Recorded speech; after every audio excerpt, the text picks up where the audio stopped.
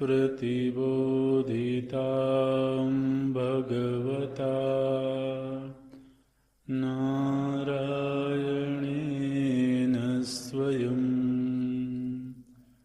व्यासेन ग्रथितां पुराणमुनिना मध्ये महाभारतम् अद्वैतामृतवर्षिणीं भगवतीम् अष्टादशाध्यायिनीम्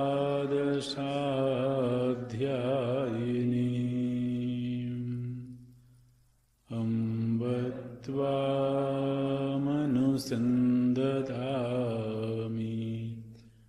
भगवद्गीते भवद्वेषिणी।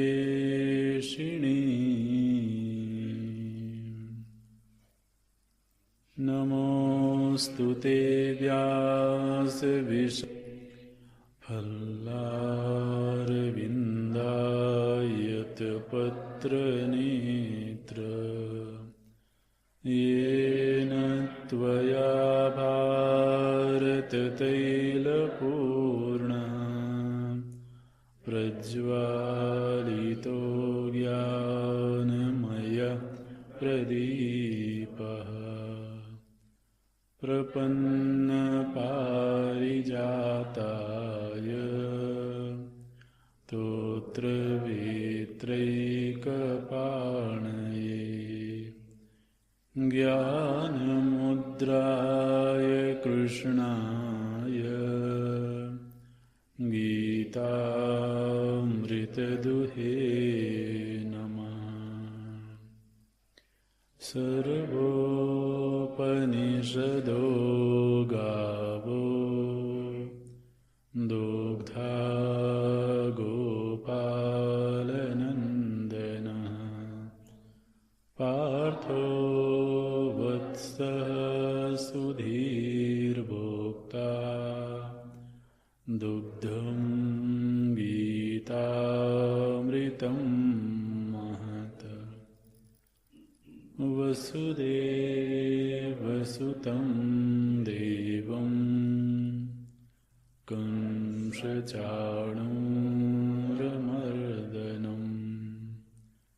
देवकी परमानन्दं कृष्णं वन्दे जगद्गुरुं।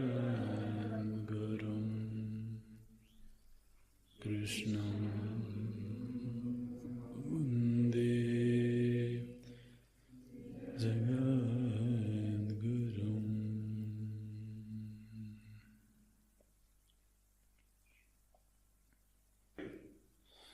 जन्म कर्म च मे दिव्यम्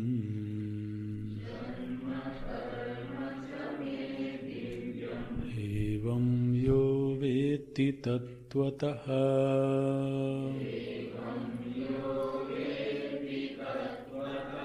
त्यक्त्वा देहं पुनर्जन्म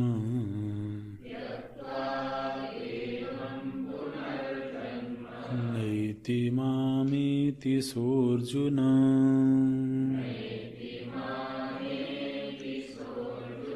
वीतरागभयक्रोधाः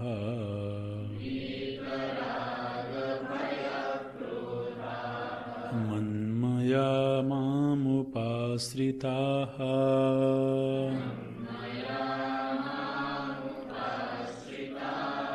बहवो ज्ञानतपसा पूता मद्भावमागताः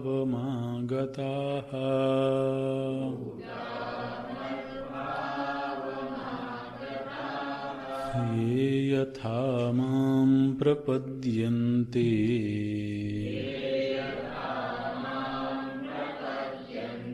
तांस्तथैव भजाम्यहम्।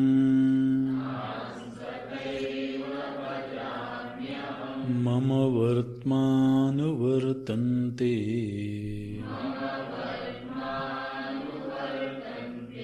मनुष्याः पार्थ सर्वशः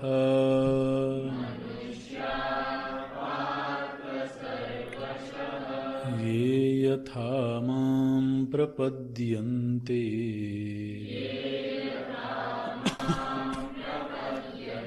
तांस्तथैव भजाम्यहम्।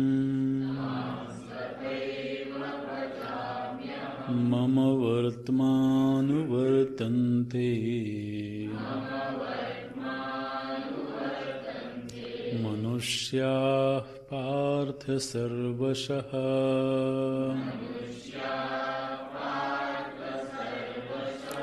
काङ्क्षन्तः कर्मणां सिद्धिम् यजन्त इह देवताः।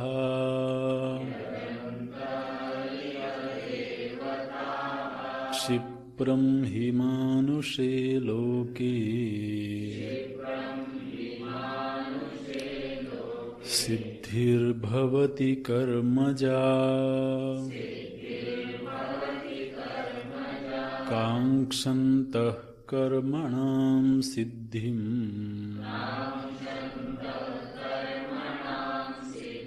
यजन्त इह देवताः।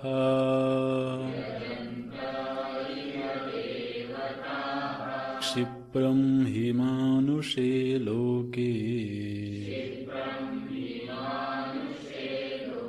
सिद्धिर्भवति कर्मजा। सिद्धिर्भवति कर्मजा।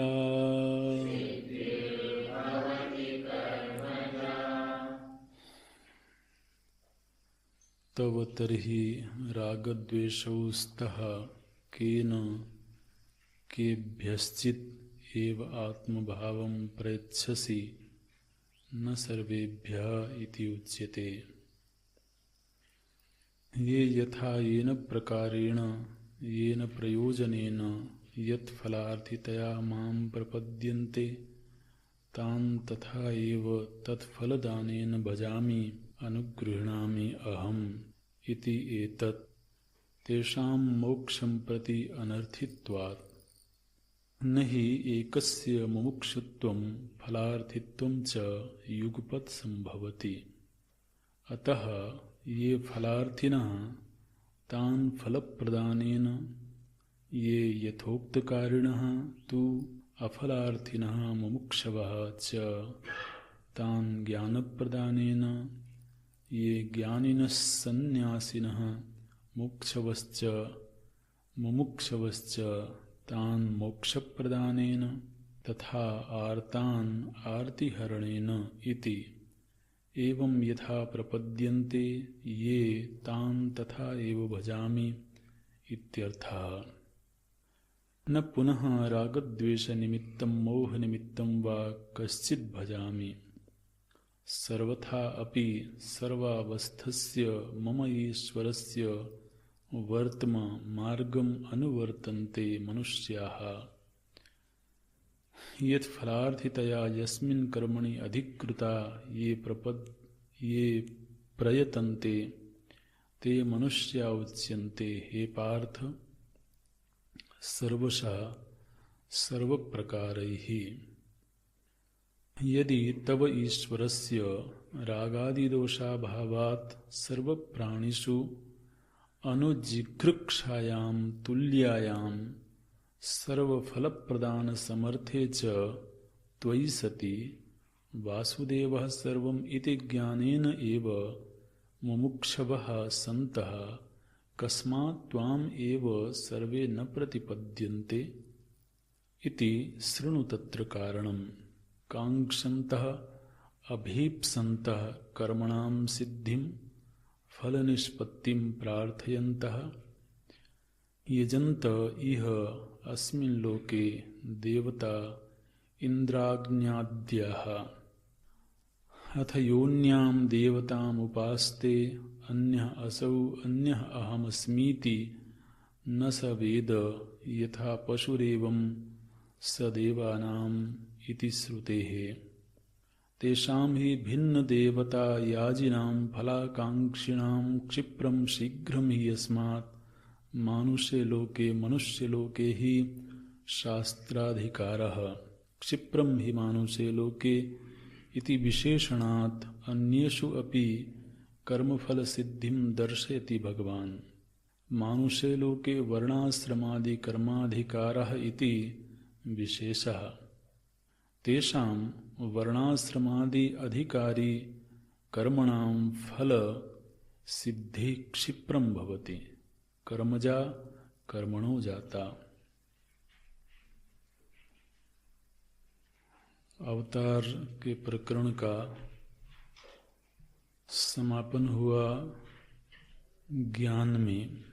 भगवान बोलते हैं एवं यो वेत्ति, जो ऐसा जानता है वह माम एति। मुख्य वाक्य तो इतना ही है, यो वेत्ति सह माम एति। ये निर्णायक वाक्य है भगवान का। जो जानता है वह मुझे प्राप्त होता है। ये वाक्य हमेशा ध्यान में रखने का है। चतुर्थ अध्याय के 9वें श्लोक में प्रभु जी ने स्वयं ये बात बताई कि मुझे कौन प्राप्त होता है, मुझे कौन प्राप्त करता है। प्रभु जी ने यहाँ ये नहीं कहा कि एवं ज्ञात्वा यह उपासते।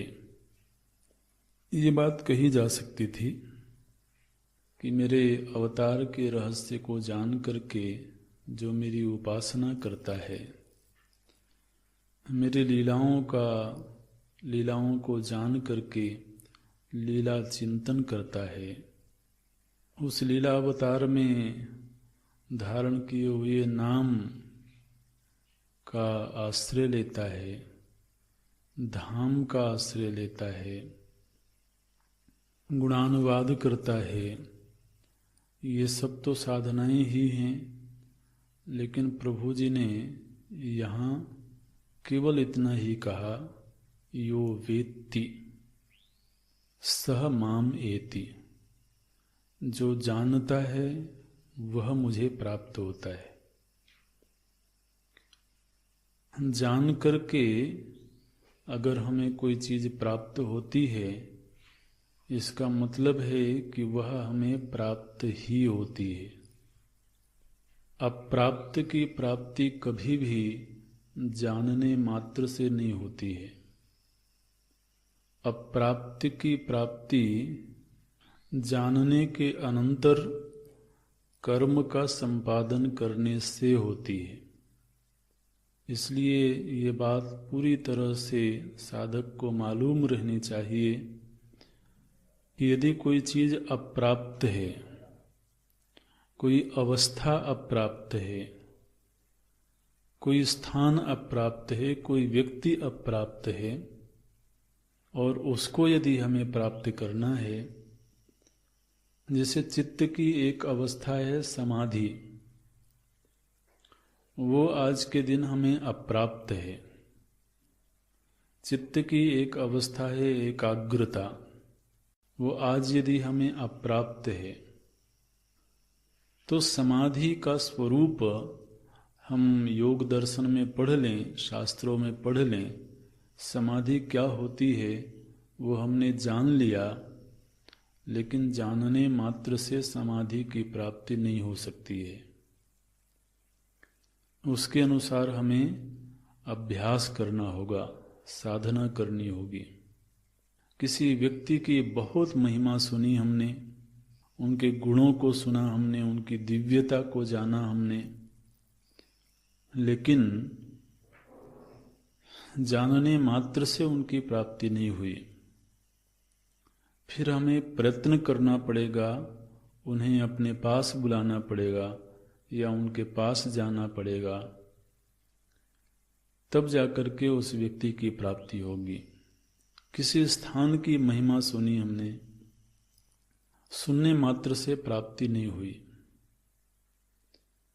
तो आप विचार करके देख लें, बार बार विचार करके देख लें, यदि कोई वस्तु, व्यक्ति, स्थान, अवस्था, परिस्थिति हमारे लिए अप्राप्त है, आज प्राप्त नहीं है, और उसके विषय में हमको ज्ञान हुआ, तो ज्ञान होने के बाद वो वस्तु प्राप्त नहीं हो जाएगी।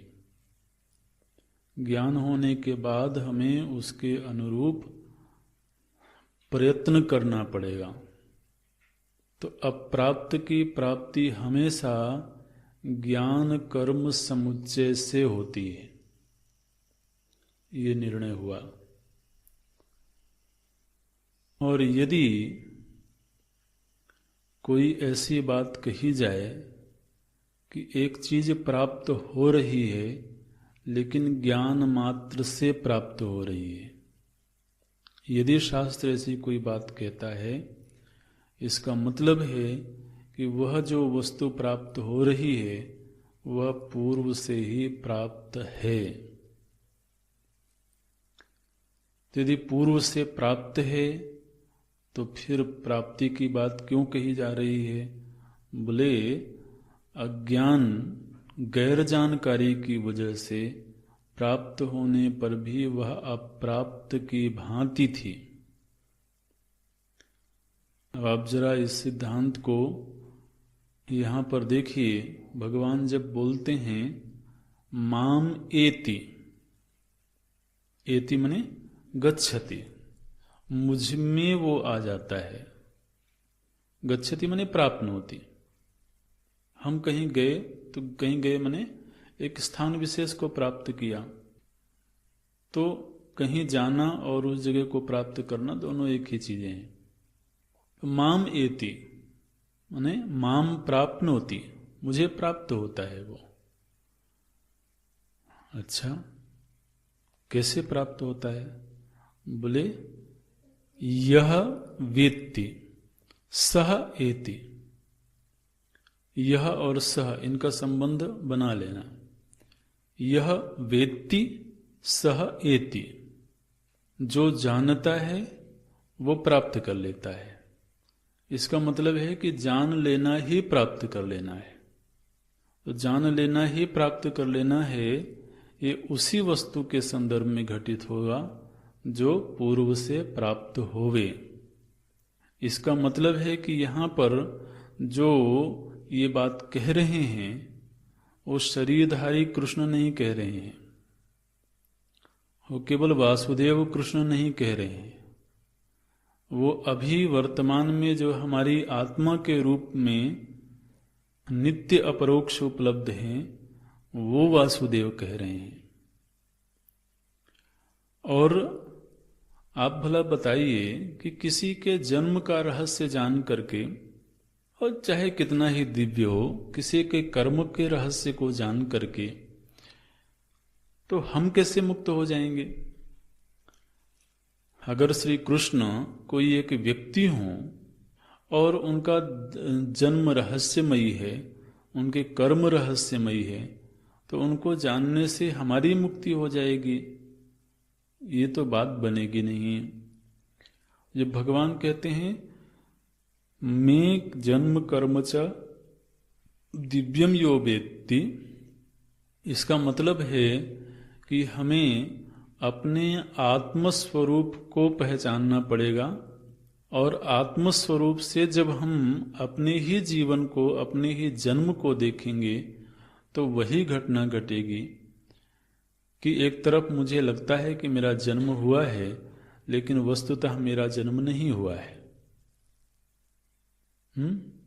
एक तरफ कर्म करते समय हमें लगता है कि मैं कर्म कर रहा हूं, लेकिन वस्तुतः मैं अकर्ता हूं। ये मैं की ही दो स्थितियां दिख रही हैं। भगवान को अगर जुदा करके और एक व्यक्ति की तरह से देखेंगे तो वो तो फिर उपासना के क्षेत्र में आ गया। लेकिन यदि हम स्वयं को ही इस रूप में देखें कि यदि हमें इस बात का भान हो कि मैं आत्म वस्तु हूं, मैं चैतन्य तत्व हूं, और फिर उसी में ये अनुभव हो रहा है कि मेरा जन्म हुआ है, तो फिर हम अपने विषय में क्या कहेंगे? अजोपि, ये बात कहेंगे ना कि मैं वास्तव में जन्म नहीं लिया मैंने, लेकिन फिर भी जन्म हुआ सा लगता है। अजोपि, आत्मदृष्टि से मैं देखूं तो मेरा जन्म नहीं हुआ है, व्यवहार दृष्टि से देखूं तो जन्म मालूम पड़ रहा है। मैं त्रिगुणों से अतीत हूं, लेकिन त्रिगुणों के बंधन में प्रतीत हो रहा हूं। तो जब भगवान कहते हैं कि वो मेरे जन्म कर्म की दिव्यता को देखता है, तो वास्तव में वो जीव अपने आत्मा के ही जन्म कर्म की दिव्यता को देखता है। क्योंकि जो आत्मा अकर्ता है वो कोई भी कर्म कैसे करे, और दूसरी तरफ मैं कर्म कर रहा हूं ऐसी अनुभूति हो रही है, तो वो अपने ही महिमा को देखता है। और जब इतनी हिम्मत नहीं होती है, इतनी योग्यता नहीं होती है, तो भगवान बाहर उसका डिमॉन्स्ट्रेशन कर देते हैं कि अच्छा चलो, अभी अपने आप में इस सत्य को देखने की सामर्थ्य नहीं है, तो वासुदेव कृष्ण में देखो, कौशल्या नंदन में देखो, ऐसे। तो वो अपने ही जब इस सच्चाई को जानता है, तो वो आत्मा के रूप में जो परमात्मा की उपस्थिति है उसको प्राप्त हो जाता है। और उसका तरीका है ज्ञान। यो वेत्ति सह माम एति। इसी वेत्ति और एति इसका विस्तार करने के लिए अगला श्लोक है। वो वीत राग हो गए, भय क्रोध आदि विगत हो गया। ये जो राग नाम की चीज है, ये दरिद्रता का प्रमाण है। राग क्या है? राग जो है ना, ये गरीबी का प्रमाण है। राग माने किसी में सुख खोजना। आदमी खोजता वही है जो उसके पास नहीं होता है। तो अगर किसी से राग है, तो अगर कोई कहे कि इससे मेरा बड़ा राग है, इसका मतलब है कि वो अपनी दरिद्रता का प्रदर्शन कर रहा है और कह रहा है कि मैं अपने आप में सुखी नहीं हूं, इसीलिए इसके सहारे की जरूरत पड़ी। इस व्यक्ति से राग है, इस वस्तु इस स्थान विशेष से राग है, ये महाराज बड़ी दरिद्रता है। इसीलिए उसको तो कहीं कहीं तलाश जारी रहती है। अब यदि कोई अपने आप में ही सुखी है, तो वो किससे राग करेगा? इसीलिए भगवान प्रेम करते हैं सबसे, लेकिन राग किसी से नहीं है। ये बड़ी विचित्र स्थिति है। और राग रहित प्रेम ही वास्तव में प्रेम है। राग सहित जो प्रेम है वो प्रेम नहीं है, वो मांग है।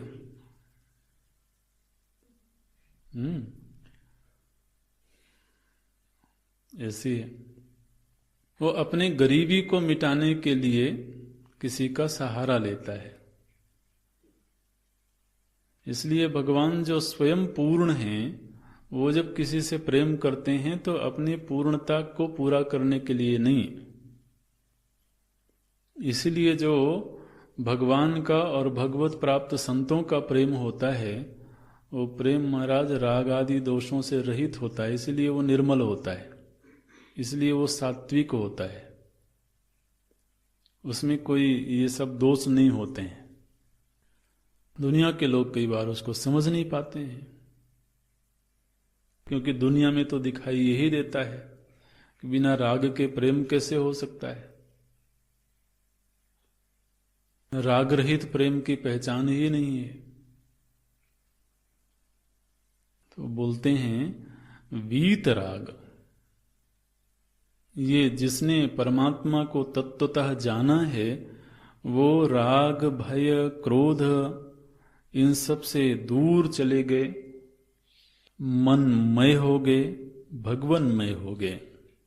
माने भगवान को अपने से अभिन्न रूप में देख लिया। मनमय हो जाने का अर्थ यह है कि अब भेद दृष्टि नहीं रही, अभेद दृष्टि प्राप्त हो गई।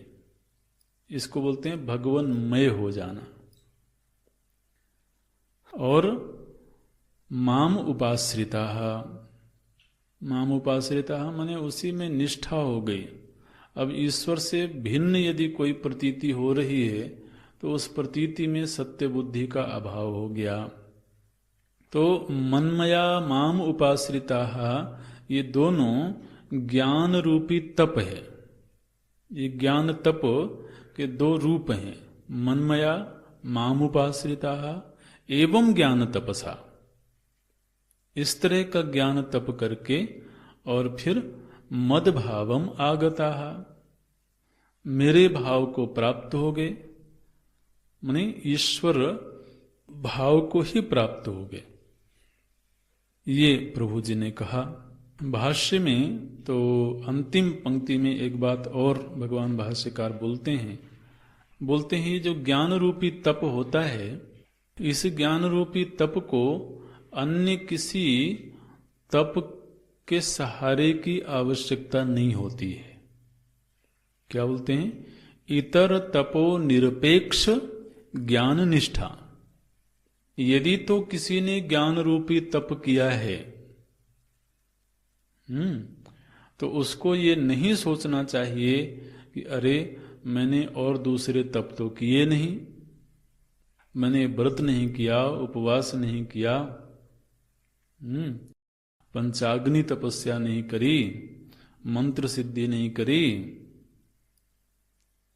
माने ये जो ज्ञानमय तप है, यह ऐसा तप है जो अन्य तपस्याओं के सहभाग की अपेक्षा नहीं रखता है। यदि तो कोई ज्ञान तप कर रहा हो तो वह तप अपने आप में पूर्ण है। ये बोलते हैं इतर तपः निरपेक्ष, अन्य तपों की अपेक्षा नहीं है इसको। इतर तपो निरपेक्ष ज्ञान निष्ठा, और ज्ञान तप से ही ज्ञान निष्ठा की प्राप्ति हो सकती है, अन्य तप के सहयोग की आवश्यकता नहीं है। इति अस्य लिंगम ज्ञान तपसा इति विशेषणम। माने यहां पर जो भगवान ने कहा मद भावम आगता, तो मद भाव की प्राप्ति में ज्ञान तप अपने आप में पूर्ण है। हाँ, ज्ञान तप करने के लिए अन्य सारे तपों का सहयोग है, लेकिन यदि कोई ज्ञान तप कर रहा हो तो उसको अन्य तप के सहारे की आवश्यकता नहीं है, ऐसे बोलते हैं। तो हाँ, बड़ा हल्का सा दृष्टांत मन में आ रहा है अभी। तो किसी व्यक्ति को दिल्ली जाना है मान लीजिए, तो उसने पहले कार का सहारा लिया, फिर बस का सहारा लिया, फिर ट्रेन का सहारा लिया। ऐसे 2-3 साधन बदले उसने, तब जाकर के वहाँ पहुँचा। और कहीं एक बार ऐसा हुआ कि उसके कोई मित्र थे, वो बोले नहीं अब ये बस ट्रेन वगैरह छोड़ो, सीधे प्लेन से चलते हैं। तो उसको हवाई जहाज से ले गए, दिल्ली पहुंच गया। उसको चिंता हो कि यार मैं बस में तो चढ़ा नहीं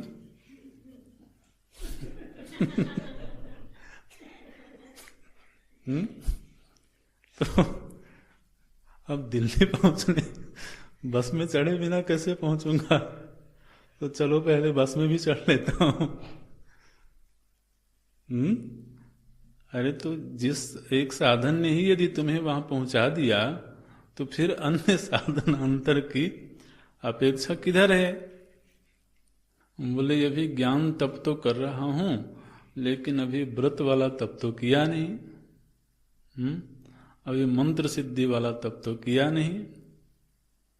तो ये ऐसे ही है कि बस में तो चढ़ा नहीं अभी तो बोलते हैं इतर तपो निरपेक्ष, अपेक्षा रहित ज्ञान तप है। ज्ञान निष्ठा इति अस्य लिंगम ज्ञान तपसा इति विशेषणम। अच्छा जी, तो प्रभु जी ने यहां पर यह बात कही कि मेरे भाव को वो लोग उपलब्ध हो जाते हैं। अब मानो कि कोई भगवान से पूछे कि भगवान, यदि मनुष्य को ये चीजें सुलभ हैं, क्या सुलभ है? कि वह आपके जन्म और कर्म के रहस्य को जाने और जान करके आपको प्राप्त हो जाए। यदि ये सभी के लिए सुलभ है तो सभी लोग ऐसा क्यों नहीं करते हैं? और दूसरे, आप तो समर्थ हो, तो ये मदभावम आगताः, ये आप सभी के जीवन में क्यों नहीं घटा देते हो? हर व्यक्ति ज्ञान तप करने लगे और आपके भाव को उपलब्ध होता जाए। ये तो बड़ी सहज सी प्रक्रिया है। तो ऐसा क्यों नहीं होता है? मैंने आप क्यों नहीं करते हो? आप कहते हो कि केवल जो ज्ञान तप करने वाले हैं वो मुझे प्राप्त होते हैं, बाकी लोग प्राप्त नहीं होते हैं। तो ये तो मैंने थोड़ा सा पक्षपात जैसा दिखाई दे रहा है। आप तो सभी के हो, आपके सभी हैं, तो मदभावम आगता है, ये घटना सभी के जीवन में क्यों नहीं घटती? मुख्य प्रश्न ये है, मदभावम आगता, ये जो प्राप्ति है ये सभी के जीवन में क्यों नहीं होती है? ये प्रश्न यदि किसी के मन में आवे, भगवान भाष्यकार बोलते हैं, तव तरहि रागद्वेषोस्तः येन केभ्यश्चित् एव आत्मभावं प्रयच्छसि न सर्वेभ्यः इति। तो आप सभी को आत्मभाव प्रदान नहीं करते हैं, इससे ऐसा लगता है कि आप में राग द्वेष है। आत्मभावम सर्वेभ्यः न प्रयच्छसि, आप सभी को वो आत्मभाव नहीं प्रदान करते हो, आप स्वयं ही बोल रहे हो मदभावम आगता, लेकिन ज्ञान तपसा मदभावम आगता। तो आप सभी को ये अपना भाव प्रदान क्यों नहीं करते हो? भगवान बोलते हैं, अर्जुन, मैं जो है ना किसी के साथ जबरदस्ती नहीं करता। अरे भाई, अगर कोई मेरे भाव को प्राप्त ही ना करना चाहे तो मैं जबरदस्ती डंडा लेके कहूं कि नहीं तुम मेरे भाव को प्राप्त करो, ये तो ठीक नहीं है।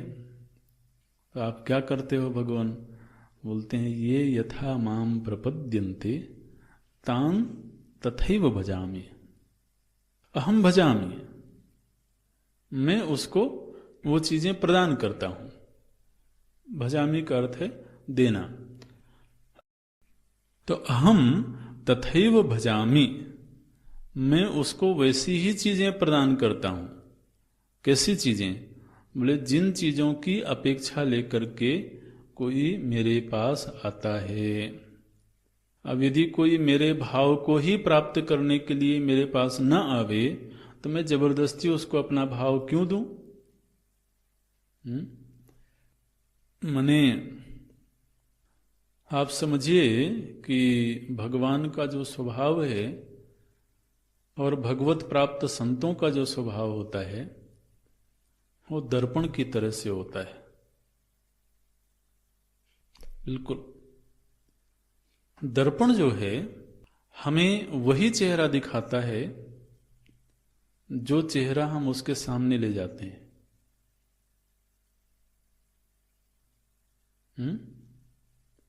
अगर हम सज संवर के दर्पण के पास गए तो दर्पण में जो प्रतिबिंबित चेहरा दिखेगा वो कैसा दिखेगा?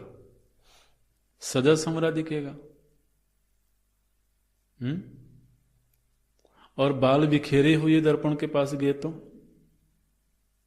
ध्यान रखना, वहां पर संवरे हुए बाल दर्पण में नहीं दिखेंगे।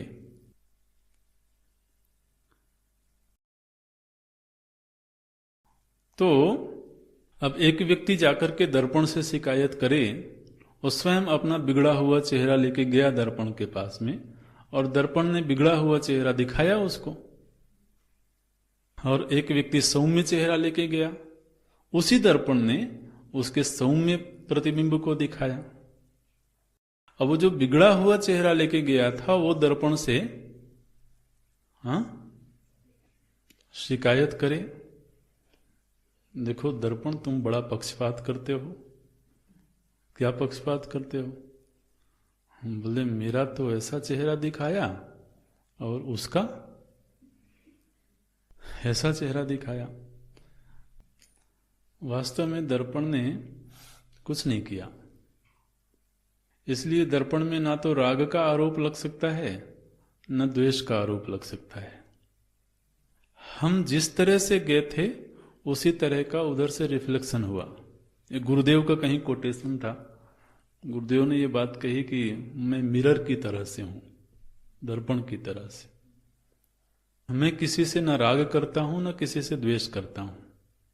अब यदि सामने से कोई राग लेकर के आया है तो उसको लग सकता है कि मैं उससे राग कर रहा हूं, और सामने से कोई द्वेष लेकर के आया है तो उसे लग सकता है कि मैं उससे द्वेष करता हूं। अब मैं दर्पण की तरह से निर्मल हूं। वो आया, अपना चेहरा देखा, चला गया, मुझ में कुछ नहीं लगा। दर्पण की एक प्रकृति क्या है कि वो वैसा ही प्रतिबिंबन कर देता है, लेकिन दर्पण वैसे का वैसा रहता है, उसमें कोई चेहरा संश्लिष्ट नहीं हुआ। तो इसी तरह से भगवान और भगवान के जो हो गए हैं उनका स्वभाव है। भगवान न किसी से राग करते हैं, न किसी से द्वेष करते हैं, और न किसी को संभाल के रखते हैं। ये यथा माम प्रपद्यन्ते, जो जिस भाव को लेकर के गया वैसा ही उसको प्रतिबिंब प्राप्त हुआ। बस इतना जरूर है कि उसमें थोड़ा सा कृपा की चाशनी लगी रहती है। ऐसे दर्पण लोग बनाते हैं महाराज, जो चेहरा देखने वाला दर्पण होता है, उसमें दुबला पतला भी जाए तो थोड़ा अपने आप को मोटा देखता है। लेकिन ऐसा नहीं है कि वो टेढ़ी मेढ़ी नाक लेके जाएगा तो सीधी नाक दिखेगी, वो नाक टेढ़ी ही दिखेगी, लेकिन थोड़ा सा वो रुष्ट पुष्ट दिखेगा। ऐसे तो भगवान की तरफ से ये कहा जाए कि भगवान ने देखो वैसा पक्षपात किया, उसके साथ उन्होंने ऐसा किया, मेरे साथ ऐसा किया। वो कहते हैं भैया मैं कुछ नहीं करता हूं, तुम जिस तरह से आए थे उसी तरह से मैंने रिफ्लेक्शन किया। ये बोलते हैं ये यथा माम प्रपद्यन्ते। ध्यान रखना, दर्पण यदि अपनी ओर से कुछ करेगा तो वो तभी करेगा जब दर्पण की अपनी कोई जरूरत होगी।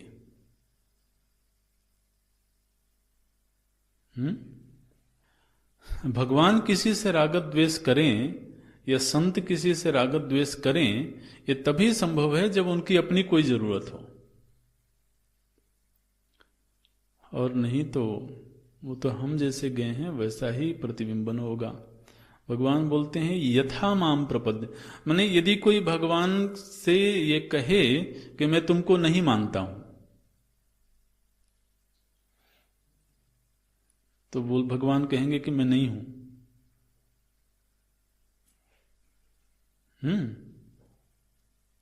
यदि कोई कहे कि मैं तुमको नहीं मानता हूं तो भगवान करेंगे नहीं हूं। कोई कहे कि मैं तुमको मानता हूं तो कहेंगे हां मैं हूं, और कोई कहे कि मैं इस रूप में मानता हूं तो भगवान कहेंगे हां इस रूप में हूं। कोई कहे कि नहीं नहीं मैं तुमको तो मुरलीधर के रूप में मानता हूं तो भगवान कहेंगे लो देखो मैं मुरलीधर हूं। कोई कहे कि नहीं मैं धनुर्धर के रूप में मानता हूं तो कहेंगे देखो मैं धनुर्धर हूं। तो किस रूप में भक्त उनको पाना चाहता है ये भक्त का अपना निर्णय है। वो नास्तिक होकर के जीना पसंद करता है, भगवान उसी का पोषण करते हैं। वो आस्तिक होकर जीना पसंद करता है, आस्तिकता का पोषण करते हैं। वो नास्तिक को आस्तिक जबरदस्ती क्यों बनाए और आस्तिक को नास्तिक क्यों बनाए? वो कुछ नहीं। इसलिए ये यथा जिस भाव से, यथा का अर्थ करेंगे ये न प्रयोजनेन, भगवान भाष्यकार बोलते हैं, ये न प्रकारेण ये न प्रयोजनेन यत फलार्थितया। यदि शिशुपाल जाए भगवान के पास और कहे कि मैं तो दुश्मन के रूप में तुम्हें देखता हूं, भगवान कहेंगे मैं दुश्मन हूं। और सुदामा जाएं कहें कि मैं मित्र के रूप में देखता हूं, भगवान कहेंगे मैं मित्र हूं। तो स्वयं कैसे हैं? बोले स्वयं मैं सच्चिदानंद रूप हूं। ये यथा माम प्रपद्यन्ते, ये बहुत बड़ा वक्तव्य है। अच्छा, इसमें माम और ये दोनों कौन है? माम तो है अंतर्यामी। माम प्रपद्यन्ते, जब भगवान ऐसा बोलते हैं तो माम प्रपद्यन्ते माने किसको प्रपत्ति किया, किसके प्रति प्रपन्न हुआ? वो बोलेंगे अंतर्यामी के प्रति। ये माने कौन कौन प्रपन्न हुआ? बोले अंतःकरणाभिमानी। तो भीतर ही दोनों पक्षी है ना। एक अंतःकरणाभिमानी है और एक अंतर्यामी है। एक अंतःकरण को मैं मानने वाला है और एक अंतःकरण के ऊपर शासन करने वाला है। तो यहां प्रपत्ति किसके प्रति किसने की? बोले जो अंतःकरणाभिमानी है उसने प्रपत्ति की अंतर्यामी के प्रति। और ये जो अंतःकरणाभिमानी है इसने जिस भाव से प्रपत्ति की, अंतर्यामी उसके उसी भाव का पोषण करते हैं। उपासना की दृष्टि से यदि कोई श्री कृष्ण के रूप में प्रपत्ति की तो वो श्री कृष्ण के रूप में उपलब्ध हुए। श्री कृष्ण रूप में भी यदि बालकृष्ण के भाव से प्रपत्ति की तो वो बालकृष्ण के रूप में उपलब्ध होंगे। कोई पार्थ सारथी के भाव से प्रपत्ति की तो उसको पार्थ सारथी के रूप में प्राप्त होंगे। कोई द्वारिकाधीश के रूप में के भाव से प्रपत्ति की तो द्वारिकाधीश बन के आएंगे। हाँ, कोई जगन्नाथ जी के भाव से प्रपत्ति की तो जगन्नाथ जी के भाव में आएंगे। ऐसे कोई शिव के भाव से प्रपत्ति की तो कुंद इंदुदर गौर शरीरा उस रूप में आ जाएंगे। कोई वनवासी राम के भाव से प्रपत्ति करे तो वनवासी राम के रूप में, कोई राजा राम के भाव से करे तो राजा राम के रूप में। तो जो भक्त है वो अपने चित्त में किस मूर्ति का निर्माण करता है, कौन सी मूर्ति बना करके वह ईश्वर को भजता है, वो महाराज उसी मूर्ति में प्रकट हो जाएंगे। ऐसे माने उन्होंने अपनी तरफ से कोई शर्त नहीं रखी है कि नहीं सभी लोग इसी मूर्ति में भजें। ये तो महाराज हिंदुओं के भगवान ऐसे हैं, कितनी सहूलियत दे रखी है, कितनी स्वाधीनता दे रखी है। तुम किस भाव से मुझे भजना, बस उसमें शर्त यह है कि मुझे, किसी और को भजो तो वो जाने, फिर वहां मेरा कोई लेना देना नहीं है। मुझे भज रहे हो तो फिर उसमें तुम्हारा भाव क्या है, उसके प्रति तुम स्वतंत्र हो। भगवान भाष्यकार यहां पर तो 4 तरह के जो भक्त होते हैं उनका संकेत करते हैं। हालांकि आगे स्वयं भगवान ही बोलेंगे, लेकिन यहां भगवान भाष्यकार उसको याद करते हैं। बोलते हैं भगवान के प्रति मुख्य रूप से 4 तरह के भाव लेकर के लोग भजन करते हैं। वो कौन से हैं? बोले पहली बात तो यह है कि एक ही व्यक्ति फलार्थी भी हो और मुमुक्षु भी हो, ये बात बनती नहीं है। माने इसमें क्रम व्यवस्था हो सकती है। कोई व्यक्ति पहले फलार्थी होगा, बाद में मुमुक्षु हो गया, तो ऐसा तो हो सकता है। फलार्थी माने कर्म फल की चाह रखने वाला और मुमुक्षु माने कर्म फल से मुक्ति की चाह रखने वाला। भगवान भाष्यकार बोलते हैं, न हि एकस्य मुमुक्षुत्वम फलार्थित्वम च युगपद संभवति। एक ही व्यक्ति में फलाकांक्षा और फल से मुक्ति युगपद संभव नहीं होती। भगवान भाष्यकार जी ने यह बात क्यों कही? क्योंकि पूर्व के श्लोक के आधार पर यह प्रश्न उठा था कि सभी आपके भाव को प्राप्त क्यों नहीं होते हैं। तो भगवत भाव को प्राप्त तो वो होते हैं जो मुमुक्षु हैं। अब यदि कोई मुमुक्षु नहीं है, फलार्थी है, तो भगवत भाव को क्यों प्राप्त होगा वो? तो बोलते हैं एक ही व्यक्ति में एक ही साथ मुमुक्षु और फलाकांक्षा दोनों चीजें नहीं रहती हैं। अतः इसलिए ये फलार्थी न,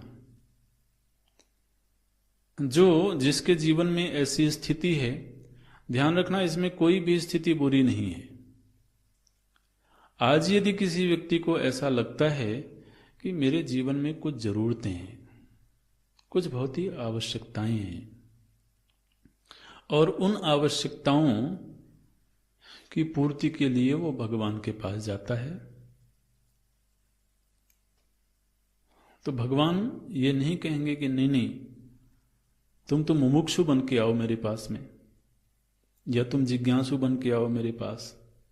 नहीं, वो भगवान के प्रति प्रपन्न हो रहा है, भगवान को पाने के लिए नहीं, बल्कि भगवान से अपने जीवन की जरूरतों की पूर्ति के लिए। तो भगवान कहते हैं मैं उसकी पूर्ति करता हूं। अतः ये फलार्थिना, जो फल के अर्थी हैं, फल के अर्थी माने बाह्य विषयों की जरूरतमंद लोग हैं, तान फल प्रदानेन, मैं उनको फल प्रदान करता हूं। बोले 9 दिन तक उपवास किया है हमने आपके नाम पर। किस लिए किया है? बोले पहले ही दिन संकल्प ले लिया था मैंने कि ये काम करना है। बोले ठीक है, करते हैं हम, क्यों नहीं करेंगे। फल प्रदानेन, मैं फल प्रदान करता हूं। इसलिए ये जो बातें लोग करते रहते हैं ना, निष्काम भाव से निष्काम भाव से निष्काम भाव से भजन करो, भगवान ऐसा कुछ नहीं बोलते हैं। भगवान कहते हैं ये यथा माम प्र, ध्यान रखना यथा में उन्होंने कोई शर्त नहीं लगाई है। यथा में उन्होंने ये शर्त नहीं लगाई कि निष्काम भाव से भजन करोगे तभी तुम्हारी जरूरत पूरी होगी, काम भाव से पूरा करोगे उसकी भी पूर्ति होगी। ये यथा जो शब्द है ये बड़ा खुला हुआ है। इसलिए शास्त्रों को अधूरा जानने वाले लोग ही इस तरह की बात करते हैं। अरे भाई, अगर हमारे भौतिक जरूरत की पूर्ति दुनिया कर सकती है तो भगवान क्यों नहीं कर सकते? भगवान दुनिया से भी कमजोर हैं क्या? तो बोलते हैं ये फलार्थी ना तान फल प्रदाने ना। लेकिन अर्जुन सभी फलार्थी नहीं होते हैं, कुछ ऐसे भी होते हैं ये यथोक्त कारिण। यथोक्तकारी का अर्थ होता है जो आज्ञानुवर्ती हो। यथोक्तकारी शब्द आपने पहले भी पढ़ा हुआ है। जो आज्ञानुवर्ती हो, जो शिष्य भाव से रहता हो, आज्ञा का अनुवर्तन करता हो, ऐसे यथोक्तकारिण तु अफलार्थिन। ये कौन है? जो आज्ञा में रहता है और किसी बाह्य विषय की कामना नहीं है उसको, और मुमुक्षु भी है वह। तान ज्ञान प्रदानेन। ये भजामी की व्याख्या कर रहे हैं। भजामी माने कैसे भजता हूं? बोले जो फलार्थी है उसको फल दे करके, जो आज्ञाकारी है मुमुक्षु है उसको ज्ञान प्रदानेन, उसको ज्ञान देता हूं। माने ये जिज्ञासु हुआ। पहला व्यक्ति कौन था? अर्थार्थी, जिसको अर्थार्थी आगे कहेंगे। यहां पर भगवान फलार्थी बोलते हैं। तो अर्थार्थी है, फिर जिज्ञासु है, फिर ये ज्ञानी न, जो ज्ञानी है, सन्यासी है और मुमुक्षु है, तान मोक्ष प्रदानेन, उनको मैं कैवल्य मुक्ति दे देता हूं। तथा ठीक ऐसे ही आर्तान, और यदि कोई आर्त है, आर्त का मतलब तात्कालिक रूप से उसके जीवन में कोई समस्या आ गई है और वो ऐसी समस्या है जिस समस्या का समाधान करने में वह स्वयं को असमर्थ पा रहा है, तो भगवान के पास जाकर के वो गिड़गिड़ाता है, रोता है, निवेदन करता है कि भगवान शरीर में ये पीड़ा हो गई है, ये परिस्थिति विकट हो गई है। तो बोलते हैं तान आर्तान तथा आर्तान आरती हरणेन, उसके उस दुख का निवारण करके, इति एवं यथा प्रपद्यन्ते, ये कौन किस भाव से प्रपन्न हुआ? बोले एक फलार्थी बन करके प्रपन्न हुआ, एक मुमुक्षु बन के प्रपन्न हुआ, एक सन्यासी बन के प्रपन्न हुआ और एक आर्त बन के प्रपन्न हुआ। तो उनके उसी प्रपत्ति के अनुरूप अब कोई फलार्थी बन के प्रपन्न हुआ हो और उसको बोले कि नहीं नहीं चलो तुम गुरुकुल में चलो, वो कहेगा नहीं नहीं महाराज अभी तो मुझको फल चाहिए, अभी मैं जिज्ञासु नहीं हूं। तो ये यथा, जो जिस तरह से यथा प्रपद्यन्ते ये तान तथा एव भजामि, मैं वैसे ही उसकी आवश्यकता की पूर्ति करता हूं। अब इसमें एक बात ध्यान रखने की यह है कि इनमें कोई ऐसा अनिवार्य क्रम नहीं है। यदि कोई आज जिज्ञासु है तो कल वो फलार्थी नहीं होगा, ऐसी कोई बात नहीं है। आज यदि कोई फलार्थी है तो वो आर्त नहीं होगा, ऐसी कोई बात नहीं है। माने जिज्ञासु भी किसी समय में आर्त हो सकता है। ठीक है, माता द्रौपदी जी के जीवन में एक समस्या आई, मर्यादा भंग होने की समस्या आई, तो भगवान के प्रति प्रपन्न हुई। उस समय माता द्रौपदी कौन सी भक्त हैं? आर्त भक्त हैं, क्योंकि जीवन में एक विडंबना है, एक समस्या खड़ी है। लेकिन वो हमेशा आर्त भक्त ही रहती हैं क्या?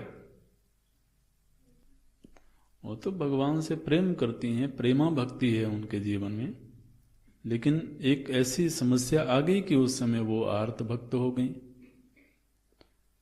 तो इसलिए ये किसी के जीवन में भी स्थितियां हो सकती हैं। तो कोई ऐसा क्रम नहीं है कि कोई पहले फलार्थी होगा, फिर आर्त होगा, फिर जिज्ञासु होगा, फिर मुमुक्षु होगा, ऐसी कोई अनिवार्य नहीं है। लेकिन ये बात जरूर है कि वह इन चारों ही स्थितियों में प्रपन्न हो रहा है भगवान के प्रति। मुख्य बात ये है। अब नारद जी हमेशा जाकर के भगवान से थोड़ी कहते हैं कि मुझको सुंदर रूप चाहिए।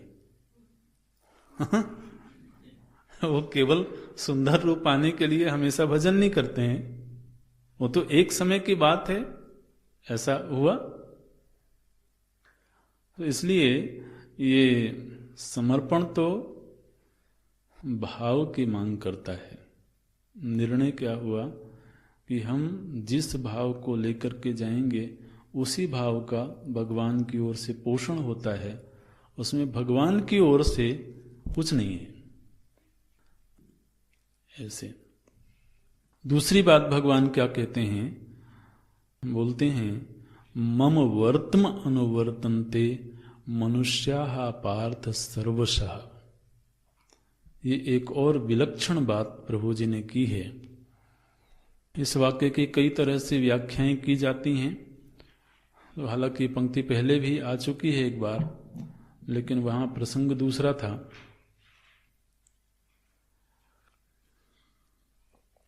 तो जिस प्रसंग में ये पहले पंक्ति आई है वहां पर प्रसंग ये था कि यदि यद आचरति श्रेष्ठा तत्तदेव इतरो जनः। तो मैं जिस तरह का आचरण करता हूं मनुष्य भी उसी आचरण का अनुपालन करता है। ये यथा, तो ये मम वर्त माने मार्ग, मेरे मार्ग का ही तो जीव अनुवर्तन करते हैं। अब यहां पर भगवान बिल्कुल वही की वही पंक्ति बोल रहे हैं, लेकिन यहां अर्थ भिन्न है। तो इस पंक्ति की कई तरीके से व्याख्याएं की जाती हैं विद्वत समाज में। एक तो ये बात कही जाती है कि मम वर्त्म अनुवर्तन्ते, मने पूरी मानव जाति मेरे ही मार्ग पर चल रही है। मेरे ही मार्ग पर चल रही है मने मेरी ओर ही आ रही है। ये एक अर्थ किया जाता है कि हर व्यक्ति, हर मनुष्य मेरी ओर ही आ रहा है। जब चल रहा होता है तो मार्ग पर ही चल रहा होता है। तो इसलिए हर मनुष्य मेरी ओर आ रहा है, ये भगवान बोलते हैं। अब ये सीधे सीधे वाच्यार्थ से ये बात समझ में नहीं आती है। ये दुनिया का हर व्यक्ति भगवान की ओर कैसे जा रहा है? भगवान की ओर माने भगवत प्राप्ति की ओर। यहां तो भगवत प्राप्ति की ओर जाने वाले बड़े अल्पसंख्यक दिखाई देते हैं। बहुत थोड़े से लोग दिखाई देते हैं। लेकिन भगवान कहते हैं मम वर्त्म अनुवर्तन्ते मनुष्याः पार्थ सर्वशः। सर्वशः हर प्रकार से जो मनुष्य हैं वो मेरे ही मार्ग पर आ रहे हैं। अब इसकी जो पारमार्थिक व्याख्या होती है वो ये होती है कि हर जीव नैसर्गिक रूप से आनंद की तलाश कर रहा है। और आनंद परमात्मा का स्वरूप है। तो नैसर्गिक रूप से हर जीव आनंद को ही खोज रहा है। यानी आनंद के रूप में वो परमात्मा को ही खोज रहा है। वो परमात्मा नाम नहीं देगा, नाम देगा आनंद का, नाम देगा सुख का।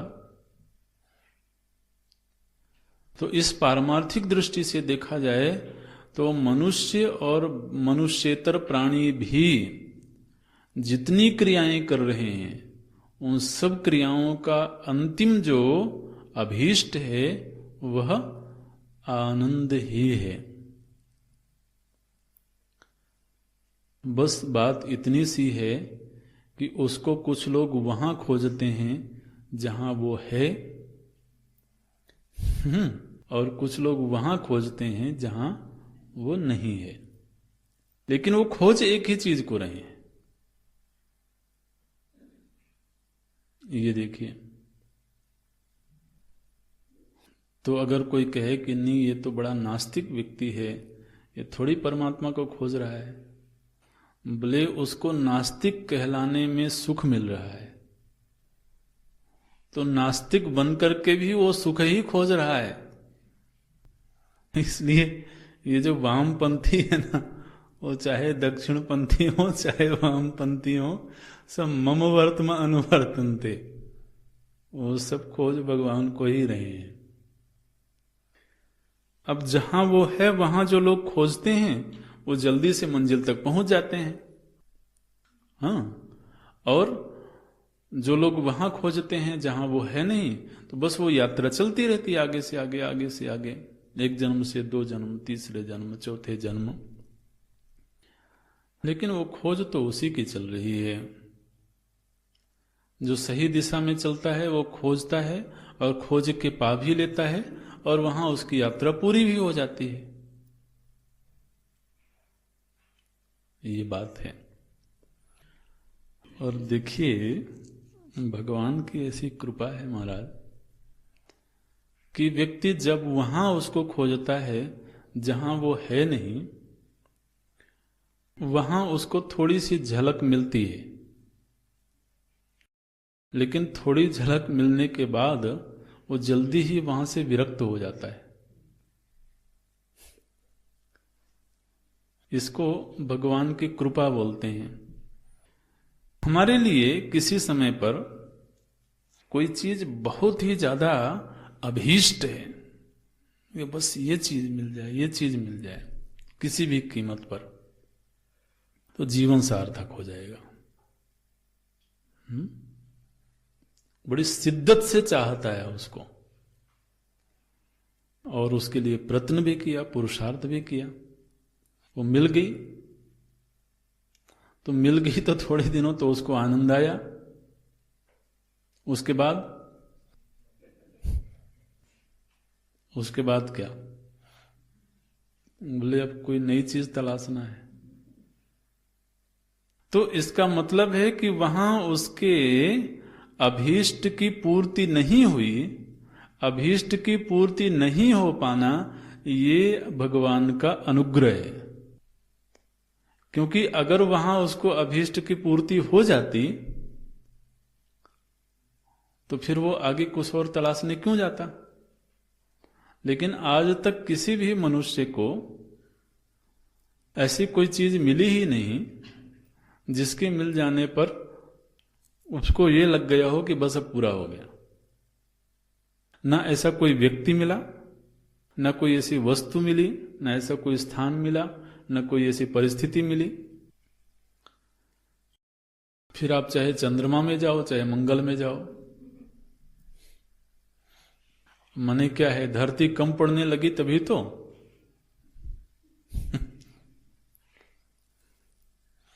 जो इतनी हरी भरी है, इतनी खूबसूरत है। आप जानते हैं धरती जो है ना, अंतरिक्ष से जब देखते हैं लोग तो बड़ी खूबसूरत दिखाई देती है। तो धरती बड़ी खूबसूरत है। यहां पांचों भूत उपलब्ध हैं। हर जगह पांचों भूतों की उपलब्धता उस रूप में नहीं है। चंद्रमा में लोग जाते हैं, पानी की तलाश करते हैं, अब तक तो मिला नहीं। लेकिन ये धरती एक ऐसी जगह है जहां पर पांचों ही भूत उपलब्ध हैं और हर रूप में उपलब्ध हैं। जल जो है वो बर्फ के रूप में भी उपलब्ध है, सागर के रूप में भी उपलब्ध है, और धरती के नीचे मीठे जल के रूप में भी उपलब्ध है। तो इतने खूबसूरत धरती को पाकर के भी हम और जगहों की तलाश कर रहे हैं। माने ये जो वैराग्य है ना, ये वैराग्य भी नैसर्गिक प्रकृति है।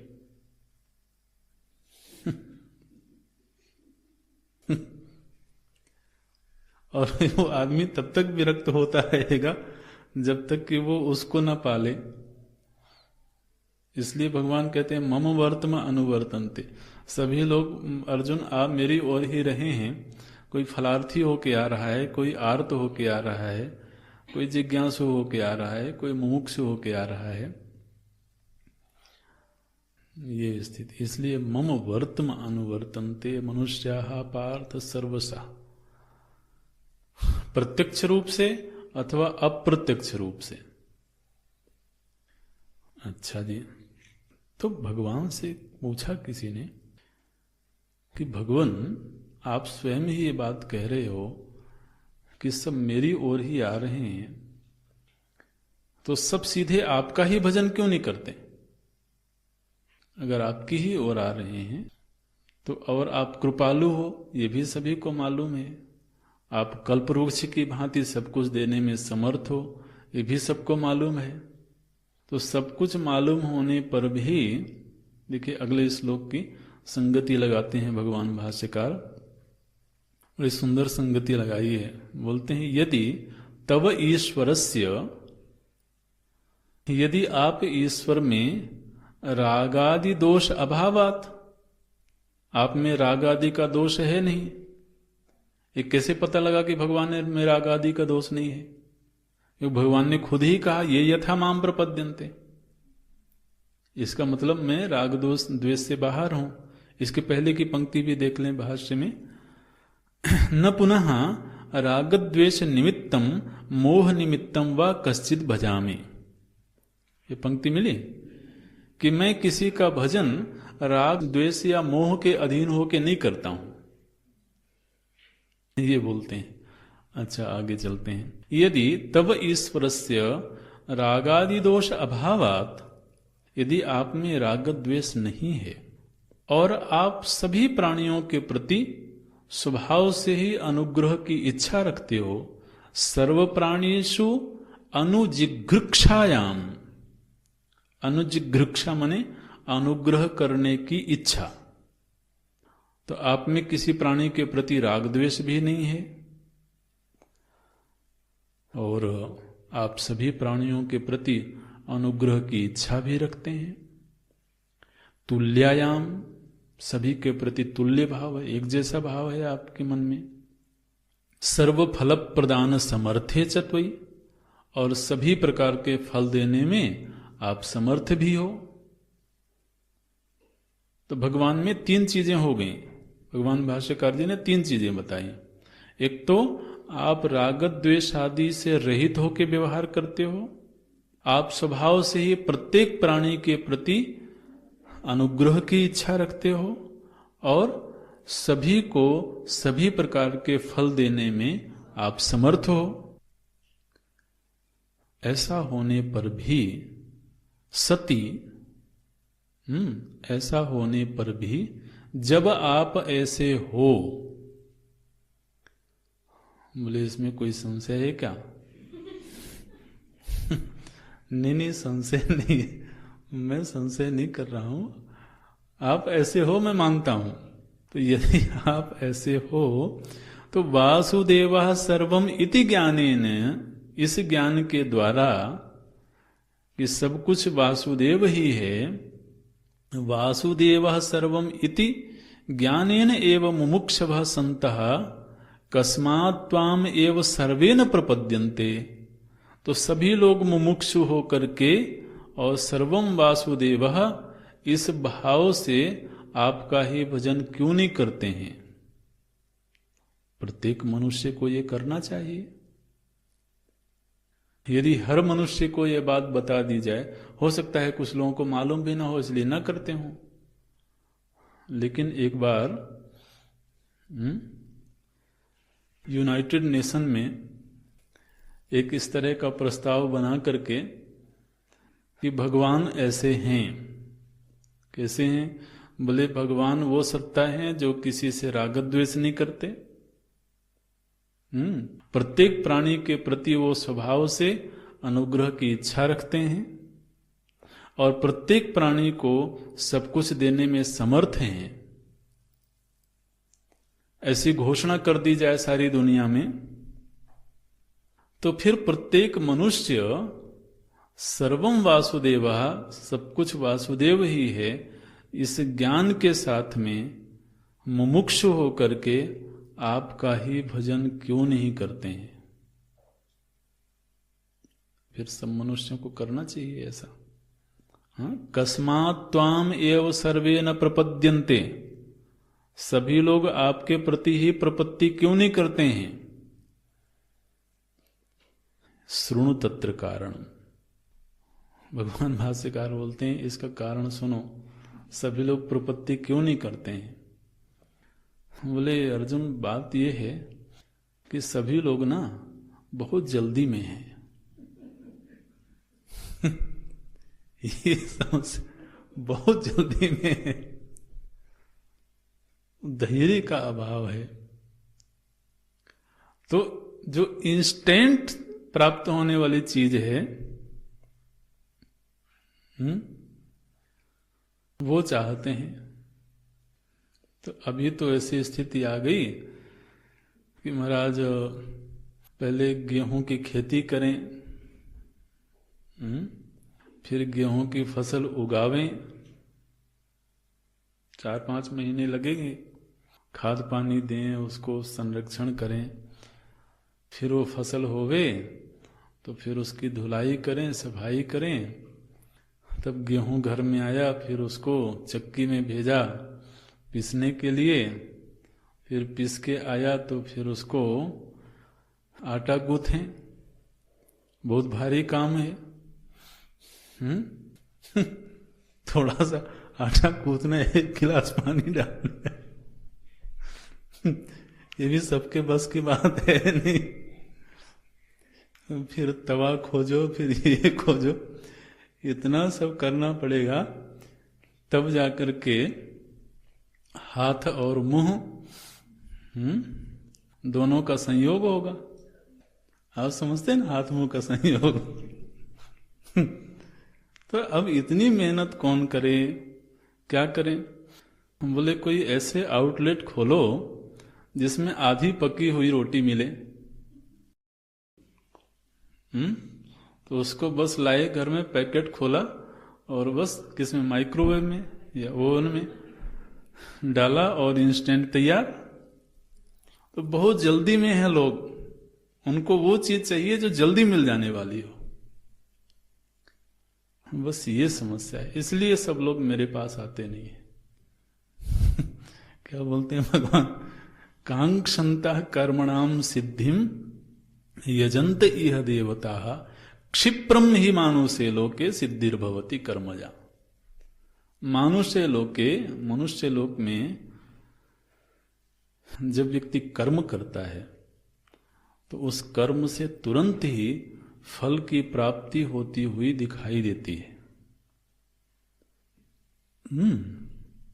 तो सिद्धिम कांक्षन्तः, कांक्षन्तः माने चाहत रखते हुए। किसकी चाहत रखते हुए? बोले सिद्धि की, अभीष्ट को प्राप्त करने की चाहत रखते हुए व्यक्ति तुरंत ही जिस साधन से प्राप्त हो जाए उस साधन को अपनाता है। वो साधन क्या है? बोले वो कर्म है। तो व्यक्ति को एक पद चाहिए और उसने कर्म किया, वो पद उसको तुरंत मिल गया। आदमी को धन चाहिए, उसने कर्म किया, धन मिल गया। तो व्यक्ति को सिद्धि पाने की इतनी जल्दी है, और वो जल्दी जो होती है वो कर्म से हो जाती है। इसलिए सिद्धिम कांक्षन्तः, कस्य सिद्धिम? बोले कर्मणाम सिद्धिम। कर्म से प्राप्त होने वाली सिद्धि तो जल्दी से प्राप्त हो जाती है, इसलिए वो कर्म का आश्रय लेता है। और यदि कोई वैदिक कर्म करने वाला है तो वह देवताओं का आश्रय लेता है। तो किसी देवता की उपासना करी और उससे उसके अभीष्ट की पूर्ति हो गई। तो या तो वो कर्म का आश्रय लेता है अथवा यजन्ते इह देवता, किसी देवता की मन्नत मांगी। यजंत इह देवता माने किसी देवता की मन्नत रखी कि ये काम पूरा हो जाएगा तो हम आपके पास दंडवती परिक्रमा करते हुए आएंगे। ऐसे वो यजंत इह देवता। और इस मनुष्य लोक में कर्म से उसके फल की प्राप्ति बहुत जल्दी होती है। क्षिप्रम ही मानुषे लोके, मानुषे लोके, इस मनुष्य लोक में क्षिप्रम ने बिल्कुल जल्दी ही कर्मजा सिद्धिर भवति, कर्म से तत्क्षण सिद्धि की प्राप्ति होती हुई दिखती है। इसलिए आप देखिए तो मनुष्य लोक में, मनुष्य जीवन में अधिकतम जो लोग हैं वो कर्म पर आश्रित होकर जीवन जीते हैं। ठीक है ना? आखिर ऐसी क्या बात है? जब ये बात शास्त्र कह रहे हैं कि भगवान वो हैं जो सब कुछ प्रदान करने में समर्थ हैं, और भगवान ने स्वयं कहा कि वो सब कुछ देने में समर्थ हैं। सब कुछ देने माने किसी को घर चाहिए तो घर भी, गाड़ी चाहिए तो गाड़ी भी। फलार्थी का मतलब क्या होता है? यही सब फल है ना। यदि सब कुछ देने में परमात्मा समर्थ हैं तो फिर व्यक्ति सीधे परमात्मा के पास क्यों नहीं जाता है? क्योंकि उसको फल की सिद्धि सीधे सीधे कर्म से दिखाई देती है। उसको दिखता है कि देखो मैं नौकरी करने जाऊंगा, इतना बड़ा पैकेज मिलेगा तो तुरंत ही मेरी फल की सिद्धि हो जाएगी। तो इसलिए मानुषे लोके कर्मजा सिद्धि क्षिप्रम भवति, कर्म से शीघ्र ही उसके अभीष्ट की पूर्ति होती हुई दिखती है। इसलिए अधिकतम जो मानव समुदाय है वह कर्म का आश्रय लेता है। अब आप प्रतिशत जितना भी लगाना चाहो लगा लो, पूरा मानव समाज ही उसी में लगा हुआ है। बल्कि लोग तो ये भी बोलते हैं भजन करने से क्या होगा, अरे कुछ काम किया करो, ऐसे बोलते हैं ना, कुछ काम धाम किया करो, जब देखो तो भजन करते रहते हो। माने भजन काम नहीं है?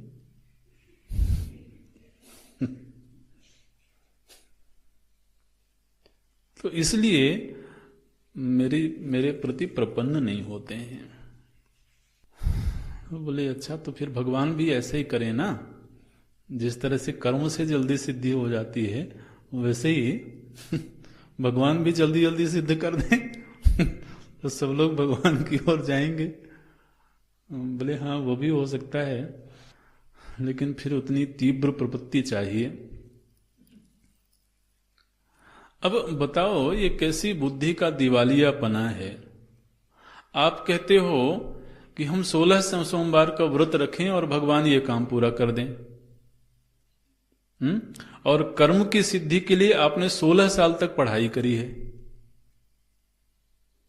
कर्म सिद्धि केवल 16 सोमवार में हो गई क्या? जीवन में 21, 22, 23 वर्ष की उम्र तक पढ़ाई करी, पढ़ाई करने के बाद फिर नौकरी करी, तब जाकर के कोई चीज सिद्ध हो रही है ना। तो कर्म से जो सिद्धि दिख रही है, आपको लगता है कि जल्दी हो गई, जल्दी किधर हो गई? और जब भगवान की बात आती है तो आप कहते हो नहीं, 1 साल में भजन करूंगा और ये काम पूरा हो जाना चाहिए। ये तो बड़े पक्षपात की बात है।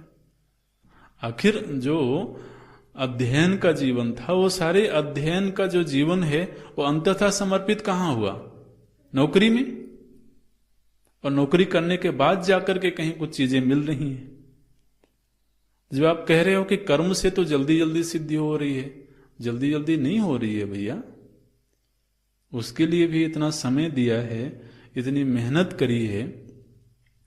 और नौकरी भी कोई आसान चीज होती है? नौकरी में भी बॉस की भी डांट सुनना है, हाँ? और अपने जो सहपाठी हैं, जो सहभागी हैं, उनके भी सब सहना है, तब जाकर के कहीं वेतन आता है घर में।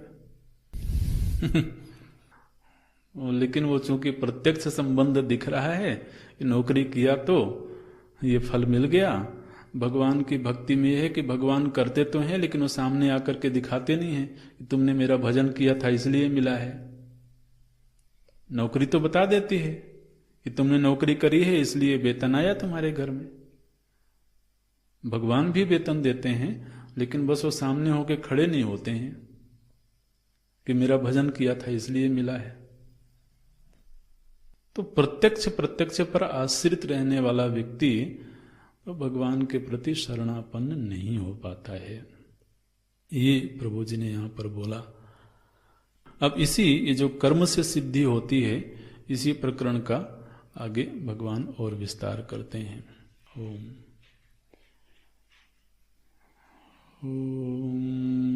पूर्णमदः पूर्णमिदं पूर्णात् पूर्णमुदच्यते पूर्णस्य पूर्णमेवावशिष्यते।